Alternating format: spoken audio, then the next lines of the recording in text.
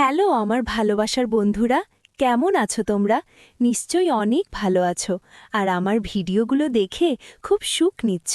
আমি জানি আমার ভিডিওগুলো দেখে তোমরা খুব সুখ পাও। এমন সব মজার মজার ভিডিও পেতে আমার চ্যানেলটি সাবস্ক্রাইব করে আমার সাথেই থেকো। তো চলো দেরি না করে শুরু করে দিই আজকের ভিডিও। গত এক দশকে বিহারী মঙ্গল সিংয়ের মতো ভয়ঙ্কর ডাকরের আবির্ভাব হয়নি। আর দলটা ছোট কিন্তু ভয়ঙ্কর। এই পর্যন্ত ৩৬টা ডাকাতি হয়েছে তার নেতৃত্বে।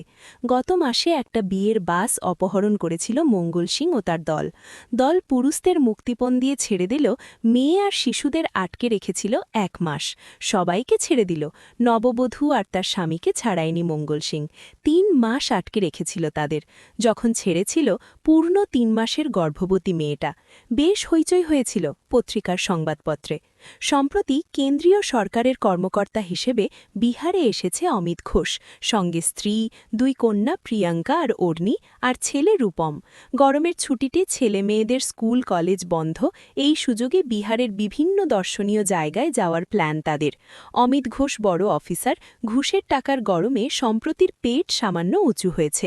স্ত্রী প্রমিলার বয়স ৩৮ বছর, এখনও অনেক উত্তাপ।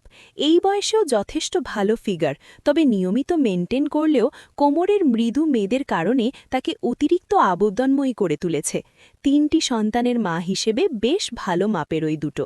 বড় মেয়ে প্রিয়াঙ্কা দেখতে তেমন সুন্দরী না হলেও সবকিছু একদম ঠিকঠাক। এই কারণে বাপের কলিগ থেকে শুরু করে ভাইয়ের বন্ধুরা যে এলাকায় থাকে তার আশেপাশের ছেলে বুড়ো সবাই তাকে মনে মনে কামনা করে। সত্যি বলতে কি, তাকে একবার দেখার পর নিজেকে নিজে শান্ত করেনি এমন মহাপুরুষ খুঁজে পাওয়া ভার। উচ্চতা ৫ ফিট ৫, সবার আগে দৃষ্টি তার ও দুটো। বেশ কিছুদিন এদিক ওদিক ঘুরে কয়দিন জঙ্গল পাহাড়ের রূপ দেখার জন্য রাঁচি থেকে উত্তরের জঙ্গলের ধারে ছোট্ট স্টেশনে এসেছে তার পরিবার নিয়ে। এলাকাটা সম্বন্ধে মঙ্গল সিংয়ের সম্পর্কে শুনেছে অমিত। অনেকে তাকে সাবধান করার চেষ্টাও করেছে, কিন্তু অমিত তার স্বভাবসুলভ দাম্ভিকতা দিয়ে পাত্তা দেয়নি সেসব কথা। ডাকাত সে আবার কি, যত সব কিউ লোকজনের পাগলামি। ছেলে মেয়ে স্ত্রীর সাথে এ বিষয়ে নিয়ে একচোট হাসাহাসিও হয়েছে তার। বিকেলবেলা রাঁচিতে ফেরার সিদ্ধান্ত নেয় অমিত। জঙ্গলের ডাকবাংলোর কিছুটা দূরে স্টেশন, ট্রেন একটুর জন্যই মিস হয়ে গেছে তার। স্টেশন মাস্টার তার জন্য তাড়ধড়ি করল। লোকটা ভালো বাংলা বলে। স্যার, আজ যাবেন? যদি আগে জানাতেন তাহলে ট্রেন একটু লেট করাতাম, হাত কচলে বলে লোকটা। আর কোনো ট্রেন নাই? বিরক্তি গলায় জিজ্ঞাসা করে অমিত। না স্যার, একটাই ট্রেন। বাস নেই? এবার জিজ্ঞাসা করে রূপম।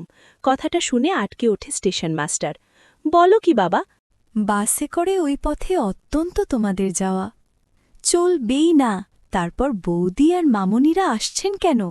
ভুরুকুচকে জিজ্ঞাসা করে অমিত। আপনারা মঙ্গল সিংয়ের নাম শোনেননি? হাত তুলে লোকটাকে থামিয়ে দেয়। যত সব বোকাশোকা, আমাকে এসবের ভয় দেখাবেন না, বিরক্ত হয়ে বলে ওঠে অমিত। লোকটা তাকে স্যার বলেনি, আর মাম্মিকে বৌদি, বোনদের মামনি বলায় মনে মনে লোকটার উপর ক্ষিপ্ত হয়েছিল রূপম। মনে মনে যত সব গিয়েও লোকজন গালাগাল দিয়ে। ড্যাড, আমাদের মনে হয় বাসে যাওয়াই ঠিক হবে, বলে রূপম।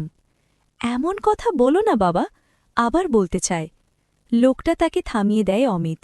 দেখুন তো বাস কয়টায়, আর 4টি টিকিটের ব্যবস্থা করুন, বলে লোকটাকে পকেট থেকে ১,০০০ টাকার একটা নোট বের করে দেয় অমিত। কিন্তু টাকাটা নিতে ইতস্ত করে বলেন লোকটা।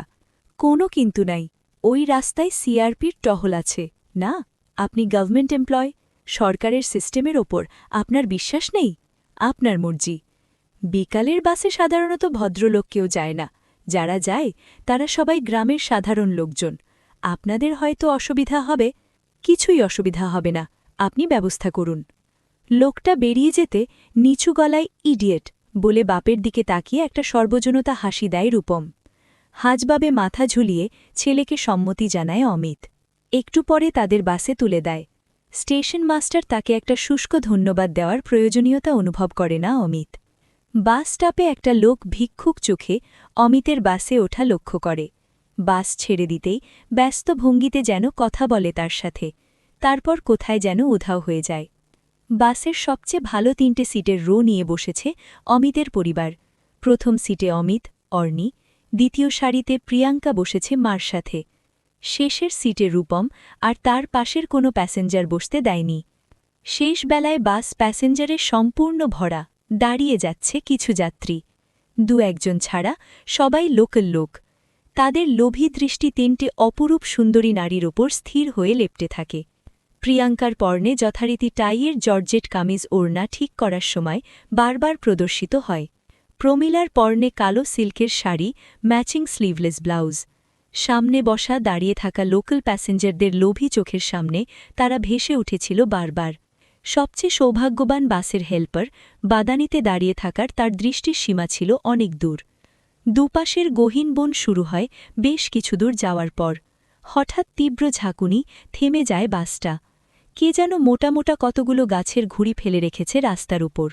কিছু বোঝার আগেই মুখে কাপড় বাঁধা কতগুলো লোক ঘিরে ধরে বাসটাকে। কে যেন ফিসফিসিয়ে বলে, মঙ্গল সিং। কিছু করার আগেই বাসে উঠে পড়ে 4 জন লোক। দুপাশে বাহু চেপে প্রমিলা আর প্রিয়াঙ্কাকে টেনে নিয়ে চলেছে 2 জন ডাকাত। অনিককে কাঁধে ফেলে এগিয়ে যাচ্ছে। অচেতন রূপমকে বয়ে নিচ্ছে 2 জন। বাসের ভেতরে বোন আর মায়ের গায়ে হাত পড়তেই রক্তের গরমে বাহাদুরি করতে গিয়েছিল ছেলেটা। কিন্তু মঙ্গল সিংয়ের একটা থাপ্পড় পড়তেই প্যান্টে ভিজিয়ে সে যে অজ্ঞান হারিয়েছে, এখনও জ্ঞান ফেরেনি তার। ভাষা হারিয়ে ফেলেছে অমিত ঘোষ। কোথায় পুলিশ, কোথায় সিআরপি? অনায়াসে তাদেরকে বাস থেকে তুলে নিয়ে যাচ্ছে ডাকাতগুলো। বড় অফিসারের ক্ষমতার দম্ভ হাওয়া মিলিয়ে গেছে তার। মঙ্গল সিংকে দেখার পর থেকেই গরমী ও শীতকালের মধ্যে থেকে কাঁপুনি উঠছে তার শরীরে। এমন ভীতিজনক চেহারা আগে দেখায়নি সে। ছোটখাটো একটা দৈত্য। আধ ঘণ্টা পর একটা পাহাড়ি ঢালের পাদদেশে পৌঁছায় তারা। একটা মোড়ের মতো জায়গায় চারদিকে 4টে পথ চলে গেছে গহীন জঙ্গলের দিকে। এখানে এসে কাপড় দিয়ে তাদের চোখ বেঁধে দেয় ডাকাতগুলো। আধ ঘণ্টা কিছু দূর যাওয়ার পর লড়কি ওর মামকু কান পেয়ে এলো মঙ্গল সিংয়ের গমগমে গলার আদেশ শুনতে পায় অমিত। সেই সাথে প্রিয়াঙ্কার প্রমিলার ছেড়ে দে না প্রতিবাদ ভেসে আসে তার কানে। জবাবে হো হো করে সম্মিলিত হাসি, সেই সাথে ধস্তাধস্তির শব্দ। অমিত পথে আস্তে আস্তে দেখে সে প্রমিলার প্রিয়াঙ্কার ওই দুটোতে ছুঁয়েছে অনেকবার। ছাড় প্রিয়াঙ্কার, তো জ্বালা কিউ পেয়ারি আছি নেহি লাগতি, একজন ডাকাতের গলায়। গাড়ি মেয়ে উতরে নেহি, বলে আরেকজন। উতরেগি আসতে নেই লেখার কথাটা শেষ করতেই হো হো হাসি ফুল্লর। আগে বাড়ো, ধমক দেয় মঙ্গল। শুরু হয় পথ চলা।